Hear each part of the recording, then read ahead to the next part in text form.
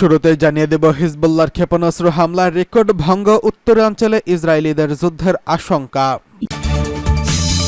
জানিয়ে দেব ইরান কখনোই Russia Ukraine যুদ্ধের অংশ ছিল না বলছে তেহরান।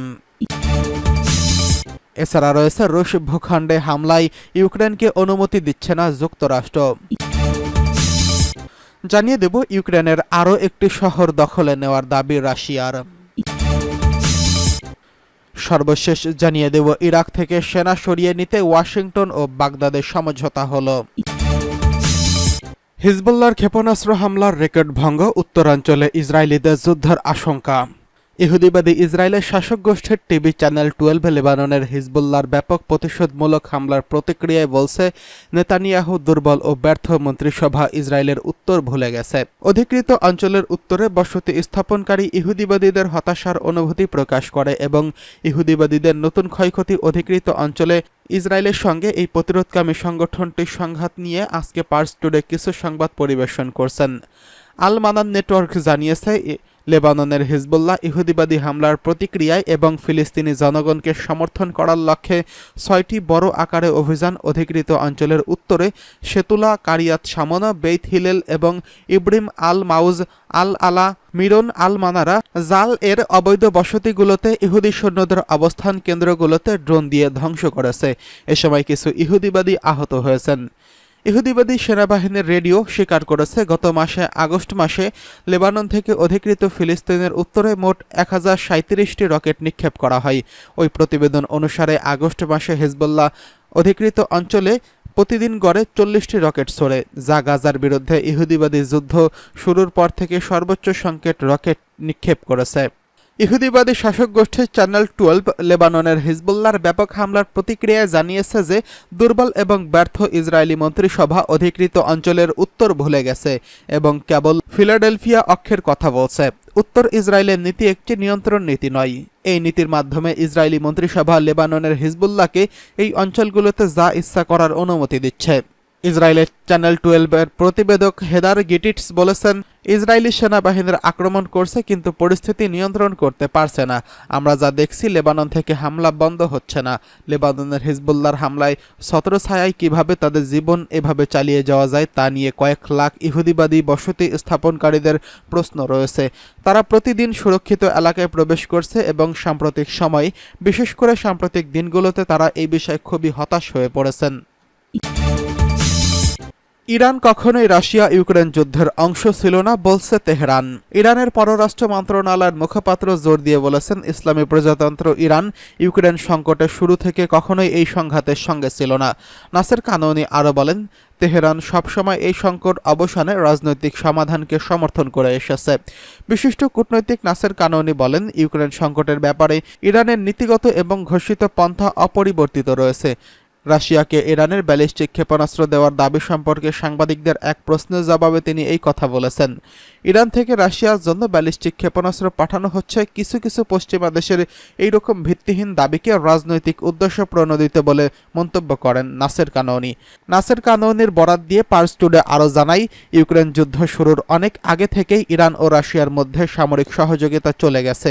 আন্তর্জাতিক সকল নিয়মকানুন মেনেই দ্বিপক্ষিক সামরিক চুক্তির কাঠামোর ভিত্তিতে রাশিয়ার সঙ্গে ইরানের পারস্পরিক এই সহযোগিতা চলে আসছে।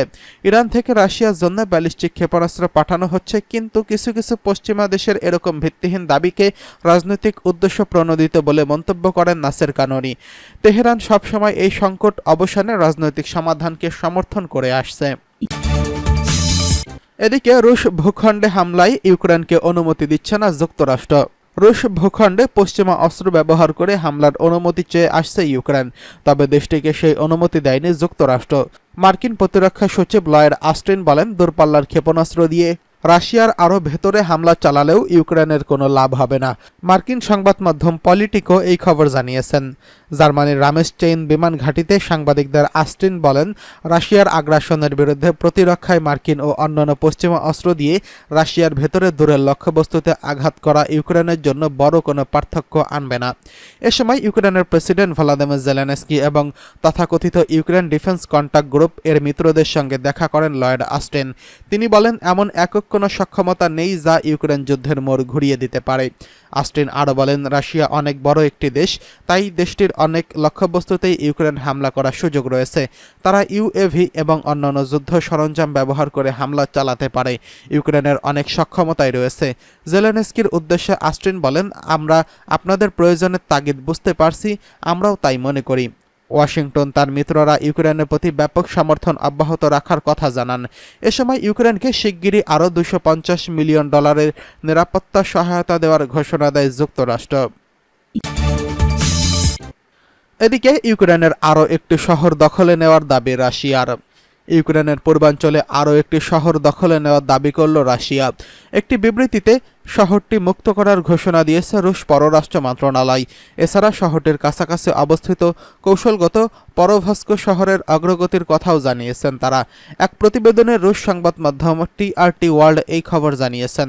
রুশ পররাষ্ট্র মন্ত্রণালয়ের বিবৃতিতে আরও বলা হয়, রুশ বাহিনী দোনেস্কর নাভরোদিপকা বসতিটি মুক্ত করেছে। এটি পকরভস্কর শহর থেকে 20 কিলোমিটারের মতো দূরে অবস্থিত।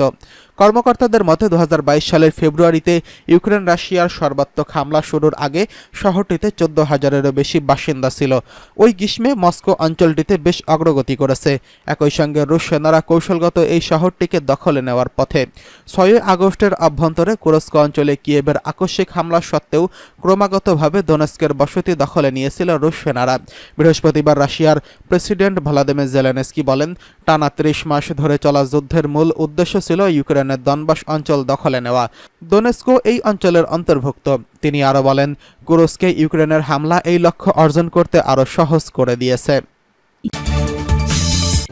এদিকে ইরাক থেকে সেনা সরিয়ে নিতে ওয়াশিংটন ও বাগদাদের মধ্যে সমঝোতা হলো। ইরাক থেকে মার্কিন নেতৃত্বাধীন সেনা সরিয়ে নিতে ওয়াশিংটন ও বাগদাদের মধ্যে একটি সমঝোতা হয়েছে বলে পশ্চিমা গণমাধ্যমগুলো খবর দিয়েছে। এসব গণমাধ্যম বলছে, সমঝোতা অনুযায়ী 2025 সালের সেপ্টেম্বরের মধ্যে ইরাক থেকে শত শত বিদেশি সেনা সরিয়ে নেওয়া হবে বলে এবং অবশিষ্ট সকল সেনা 2026 সালের মধ্যে ইরাক ত্যাগ করবে। মার্কিন যুক্তরাষ্ট্র, ইরাক এবং সংশ্লিষ্ট অন্যান্য দেশের সরকারগুলো বেশ কয়েকটি অজ্ঞাত সূত্রের বরাত দিয়ে ব্রিটিশ বার্তা সংস্থা রয়টার্স জানিয়েছে, ইরাক থেকে সেনা প্রত্যাহারের বিষয়ে সমঝোতা চুক্তি হলেও সরকারগুলোর পক্ষ থেকে এই সংক্রান্ত কোনো যৌথ ঘোষণা দেওয়া হয়নি। একজন সিনিয়র মার্কিন কর্মকর্তার বরাত দিয়ে রয়টার্স বলছে, আমাদের মধ্যে সমঝোতা হয়ে গেছে, এখন ঠিক কবে তা ঘোষণা করা হবে সেই বিষয়টি বাকি রয়ে গেছে।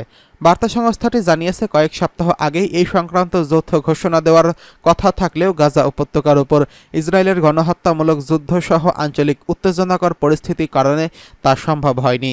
ইরাকি প্রধানমন্ত্রীর পররাষ্ট্র বিষয়ক উপদেষ্টা ফাহাদ আলাউদ্দিন এই সম্পর্কে রয়টার্সকে বলেন, ওয়াশিংটনের সঙ্গে ইরাক থেকে মার্কিন নেতৃত্বাধীন যৌথ বাহিনী প্রত্যাহার বিষয়ক কৌশলগত আলোচনা শেষ হয়েছে। তিনি বলেন, আন্তর্জাতিক জোটের সদস্য দেশগুলো